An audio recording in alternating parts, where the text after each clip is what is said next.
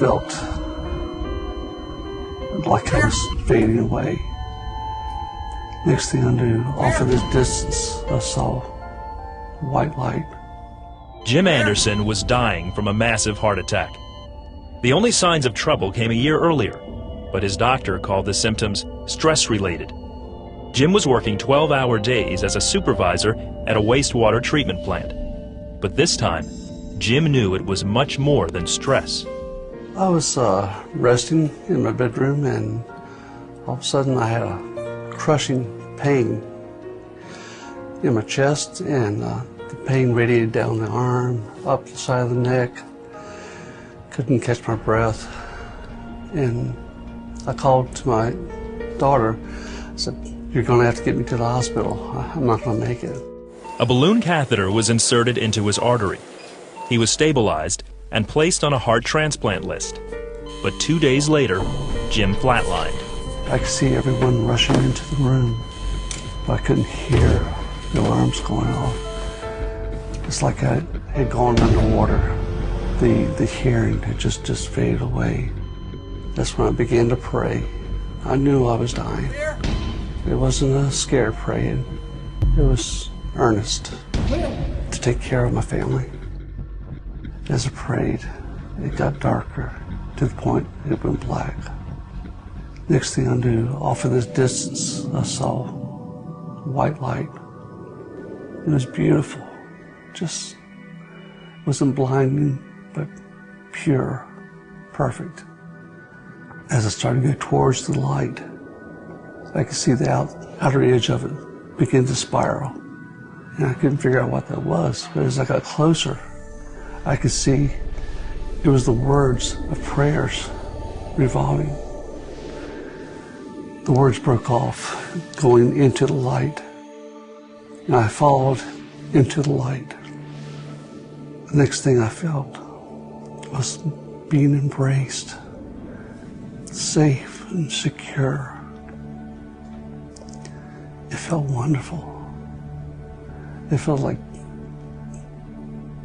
total love. Next thing I knew, I was looking down the room where my body was. I could see everyone working on me. I could hear what they were saying. There were two nurses outside of the room looking in. One said to the other, "Why are they working so hard?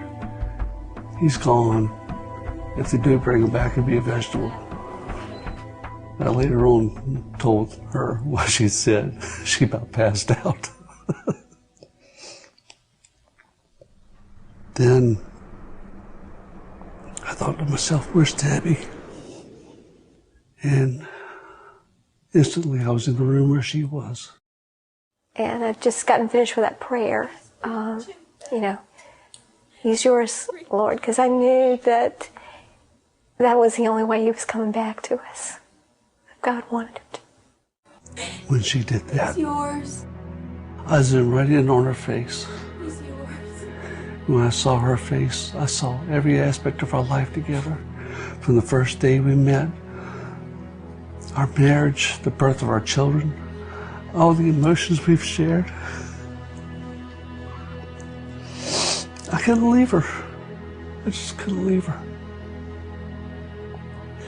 And I cried out to the Lord. I said, "Lord, I love you so much, but please let me go back."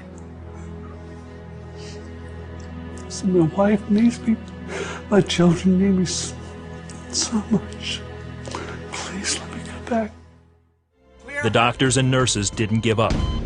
They shocked Jim so many times that the flesh on his chest was burned. Then, the doctors heard a heartbeat. I came back to a world of pain. They shocked me so many times. It's like coming back out of the water. Just my hearing came back. I could hear them telling me, "I can't believe it, he's back, he's back." I said, "Can you hear me?" And I took that first breath on my own. Have you ever tasted honeysuckle? That's exactly what that first breath tasted like. It was so sweet, so wonderful, and I just thanked the Lord. Jim was alive, but his heart still wasn't functioning properly. They put him into a coma, a Medicaid coma, and to allow his body to heal.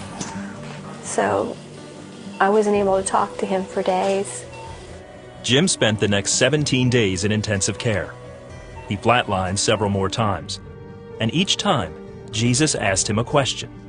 The subsequent times that I arrested and would go towards the light, he would ask, "Are you sure this is what you want?" And each time I would ask to come back. Jim woke up from his medical-induced coma. His heart increased in function from 5% to 30%. He no longer needed a heart transplant. It was a long process, but basically it was good to hear his voice again. Very good to hear his voice again. His doctor implanted a pacemaker in his chest. Just a couple of days later, Jim was able to make it home in time for his daughter's graduation. One doctor told Jim he only had a year to live. That was over 7 years ago. It's brought us closer together, so much closer together. We talk about things now, and it's whatever needs to be done for the day, it's done. You know, we don't focus on things that are trivial. Jim knows that every day he has with his family is a blessing from Jesus Christ.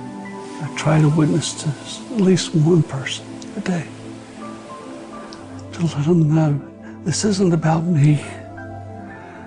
It's about their life. And to know that He is there for them. And He loves them.